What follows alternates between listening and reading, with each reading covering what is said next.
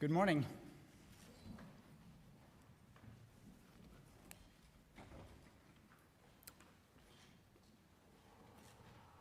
The Nobel Peace Prize for 2025 goes to a brave and committed champion of peace, to a woman who keeps the flame of democracy burning amidst a growing darkness.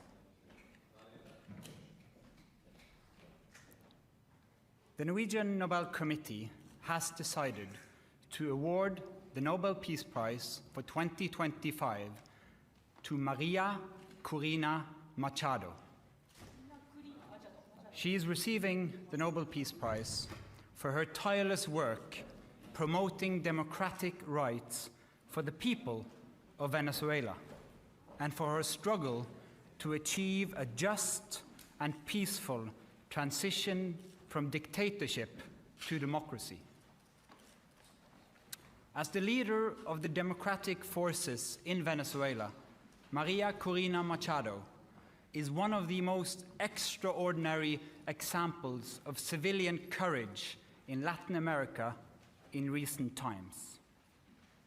Ms. Machado has been a key unifying figure in a political opposition that was once deeply divided, an opposition that found common ground in the demand for free election and representative government. This is precisely what lies at the heart of democracy, our shared willingness to defend the principles of popular rule, even though we disagree. At a time when democracy is under threat, it is more important than ever to defend this common ground. Venezuela has evolved from a relatively democratic and prosperous country to a brutal and authoritarian state that is now suffering a humanitarian and economic crisis. Most Venezuelans live in deep poverty, even as the few at the top enrich themselves. The violent machinery of the state is directed against its own population. Nearly 8 million people have left the country. The opposition has been systematically suppressed by means of election rigging, legal prosecution, and imprisonment. Venezuela's authoritarian regime makes political work extremely dangerous. As the founder of SUMATE, an organization devoted to democratic development, Ms. Machado stood up for free and fair elections more than 20 years ago. As she said, it was a choice of ballots over bullets. In political office and in her service to organizations since then, Ms. Machado has spoken out for judicial independence, human rights, and popular representation. She has spent years working for the freedom of the Venezuelan people. Ahead of the election of 2024, Ms. Machado was the opposition's presidential candidate, but the regime blocked her candidacy. She then backed the representative of a different party, Edmundo González Urrutia, in the election. Hundreds of thousands of volunteers mobilized across political divides.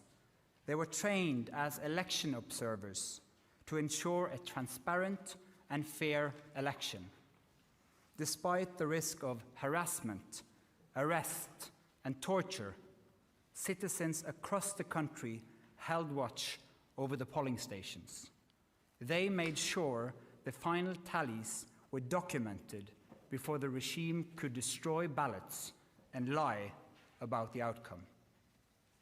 The efforts of the collective opposition, both before and during the election, were innovative and brave, peaceful and democratic.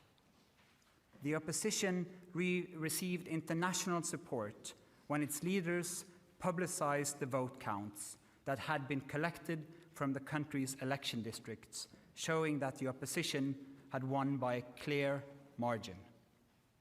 But the regime refused to accept the election result and clung to power. Democracy is a precondition for lasting peace. However, we live in a world where democracy is in retreat, where more and more authoritarian regimes are challenging norms and resorting to violence. The Venezuelan regime's rigid hold on power and its repression of its population are not unique in the world. We see the same trends globally. Rule of law abused by those in control. Free media silenced. Critics imprisoned. And societies pushed towards authoritarian rule and militarization. In 2024, more elections were held than ever before, but fewer and fewer are free and fair. In its long history, the Norwegian Nobel Committee has honored brave women and men who have stood up to repression, who have carried the hope of freedom in prison cells, on the streets, and in public squares, and who have shown by their actions that peaceful resistance can change the world. In the past year, Ms. Machado has been forced to live in hiding, despite serious threats against her life. She has remained in the country, a choice that has inspired millions. When authoritarians seize power, it is crucial to recognize courageous defenders of freedom who rise and resist.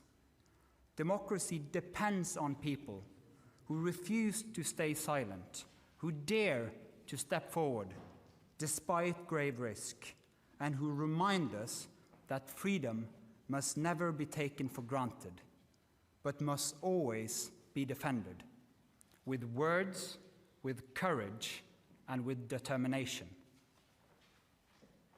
Maria Corina Machado meets all the three criteria stated in Alfred Nobel's will for the selection of a Peace Prize. She has brought her country's opposition together. She has never wavered in resisting the militarization of Venezuelan society. She has been steadfast in her support for a peaceful transition to democracy. Maria Corina Machado has shown that the tools of democracy are also the tools of peace. She embodies the hope of a different future, one where the fundamental rights of citizens are protected and their voices are heard. In this future, people will finally be free to live in peace. Thank you. Questions? Mr. Chair, the attention this year has been a bit further north. How are you as a committee going to make sure that the topic of this year's Peace Prize, democratic development in Venezuela, is highlighted in the days and weeks to come? First and foremost, we hope to get your help, because the media obviously plays an important role in highlighting the humanitarian crisis in Venezuela, but first and foremost, the immense and impressive work of the opposition in that country, so that they will still have hope to fight for a future of freedom for their country. Congratulations to Maria Corina Machado and the committee on the decision. But during the past months, US President Donald Trump has repeatedly said he deserves the Nobel Peace Prize and he'd like to have it. He even said that it would be an insult to the United States if he doesn't get it. What does as the chairman of the Nobel Peace Prize Committee, think of this, and how has this campaign-like activity by the president and his supporters domestically and internationally, affected the deliberations and the thinking in the committee? In the long history of the Nobel Peace Prize, I think this committee have seen any type of campaign, media attention. We receive thousands and thousands of letters every year of people wanting to say what for them leads to peace. This committee sits in a room filled with the portraits of all laureates, and that room is filled with both courage and integrity. So we base only our decision on the work and the will of Alfred Nobel. Hello, Bibiana Piena from the Norwegian News Agency. As you state in your explanation, more and more countries are moving in a more autocratic direction. Would you say that the committee, by this prize, is sending a warning to the world? Living in a world where we have less and less democracies and more authoritarian regime means that the world is also getting more unsafe. And we believe that peace, democracy is a precondition for peace. And so, yes, that is the message to the world.